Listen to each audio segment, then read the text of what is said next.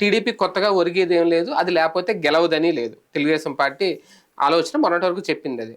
ఇంకా ఏ అవసరాలు ఉండి రేపొద్దున్న అంటే కేంద్రంలోకి మళ్ళీ అధికారంలోకి వచ్చేది బీజేపీ ఒక్కటే కాబట్టి ఇప్పుడు పొత్తు పెట్టేసుకొని ఇప్పుడు భారతీయ జనతా పార్టీని ఇలా పైకెత్తేయాల్సినంత అవసరం టీడీపీకి కానీ బాబు గారికి కానీ ఏంటి?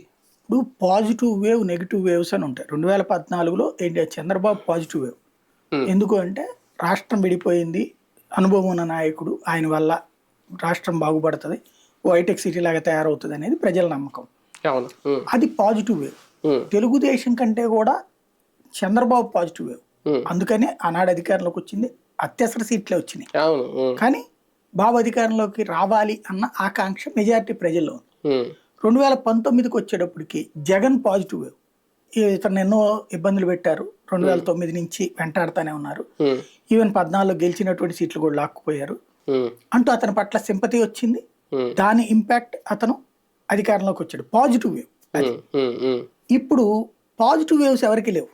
ఉమ్, జగన్ తన పాజిటివ్ వేవ్ మీద ఓటు అడుగుతున్నాడు. నేను మీకు చేశానంటే నాకు ఓటేయండి అని అడుగుతున్నాడు. ఉమ్, తెలుగుదేశం పార్టీ